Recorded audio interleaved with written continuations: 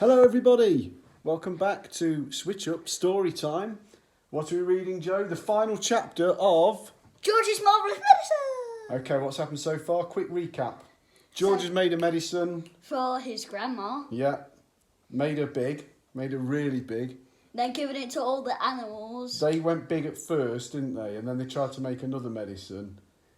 But it just made them go small. Made them go really small. And I think Grandma is now sniffing around George's Marvellous Medicine number 4, which is the small potion. This chapter's Goodbye Grandma. There's still something you've left out, Mr. Cranky said. I can't think what it could be. George said. Give it up, Mrs. Cranky said. Pack it in. You'll never get it right. Mr. Cranky looked very forlorn. George looked pretty fed up too. He was still kneeling on the ground with a spoon in one hand and a cup full of medicine in the other. The ridiculous tiny brown hen was walking slowly away. At that point, Grandma came striding into the yard. From her enormous height, she glared down at the 3 little people below her and shouted, "What's going on round here? Why hasn't anyone bought me my morning cup of tea? It's bad enough having to sleep in the yard with the rats and mice." She has to sleep in the yard because she's so big, isn't she? Yeah. "But I'll be blowed if I'm going to starve as well. No tea, no eggs, no bacon, no toast." "I'm terribly sorry, Mother," Mrs. Cranky said.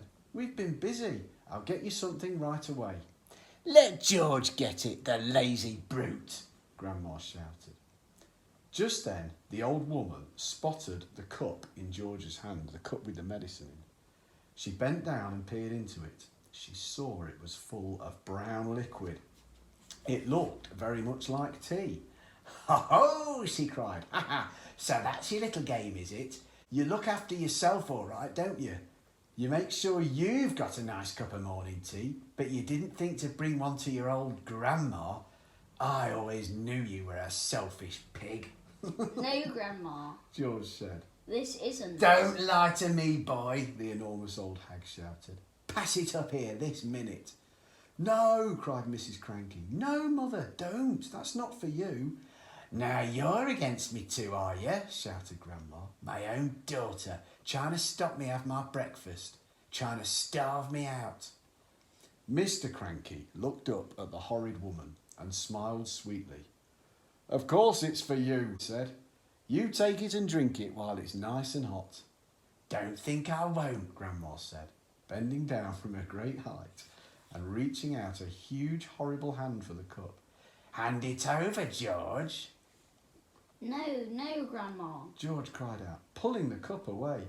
You mustn't. You're not to have it. "Give it to me, boy," yelled Grandma. "Don't," cried Mrs. Cranky. "That's George's marvellous." "Everything round here," shouted Grandma, "is George's. George's this, George's that. I'm fed up with it." She snatched the cup out of little George's hand, carried it high up out of reach. "Drink it up, Grandma," Mr. Cranky said, grinning. "Lovely tea," No. cried George. No. But it was too late. The ancient beanpole had already put the cup to her lips and in one gulp swallowed everything that was in it. "Mother," wailed Mrs. Cranky, "you've just drunk 50 doses of George's Marvellous Medicine number 4, and look what one spoonful did to that hen." But Grandma didn't hear her. Great clouds of steam were pouring out of her ears and mouth.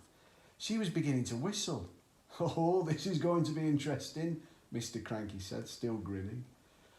"Now you've done it," cried Mrs. Cranky, glaring at her husband. "You've cooked the old girl's goose." "I didn't do anything," Mr. Cranky said. "Yes, you did. You told her to drink it." A huge hissing sound was coming above their heads. Steam was shooting out of Grandma's mouth, and her nose and her ears, and whistling as it came. "She'll feel better after she's let off a bit of steam," Mr. Cranky said. "She's going to blow up," Mrs. Cranky wailed. "Stand clear," Mr. Cranky said. George was quite alarmed. He stood up and ran back a few paces. The jets of white steam kept squirting out of the skinny old hag's head, and the whistling was so high and shrill it hurt his ears. Call the fire brigade, cried Mrs. Cranky. Call the police, man the hoses. Too late, said Mr. Cranky, still looking pleased. Grandma, shrieked Mrs. Cranky. Mother, run to the drinking trough, put your head under the water. But even as she spoke, the whistling suddenly stopped and the steam disappeared. That was when Grandma started to get smaller. She'd started off with her head as high as the roof of a house, but now she was coming down fast. Watch this, George, Mr. Cranky shouted, hopping around the yard. Watch what happens when someone's had 50 spoonfuls. Very soon, Grandma was back to normal height. Stop, cried Mrs. Cranky. That's just right. But she didn't stop. Smaller and smaller she got. Down and down she went. In another half a minute, she was no bigger than a bottle of lemonade. Oh, how do you feel, Mother? Cried Mrs. Cranky anxiously.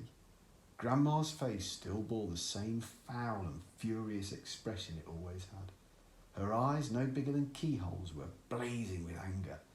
How do I feel? She yelled. How do you think I feel? How would you feel if you'd been a glorious giant and now you're a midget? She's still going, said Mr. Cranky. She's still getting smaller. And by golly, she was. When she was no bigger than a cigarette, Mrs. Cranky made a grab for her. She held her in her hands and cried, How do I stop her getting smaller?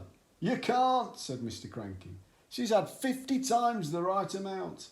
Oh, I must stop her, said Mrs. Cranky. I can hardly see her. Catch hold of each end and pull, Mr. Cranky said.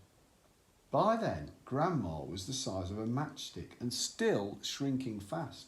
A moment later, no bigger than a pin, then a pumpkin seed, then, oh, where is she? Cried Mrs. Cranky. I've lost her. Hooray, said Mr. Cranky. She's gone. She's disappeared completely.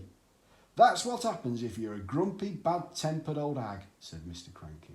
Great medicine of yours, George. George didn't know what to think. For a few minutes, Mrs. Cranky kept wandering around with a puzzled look on her face, saying, Mother, where are you? Where have you gone? How do I find you?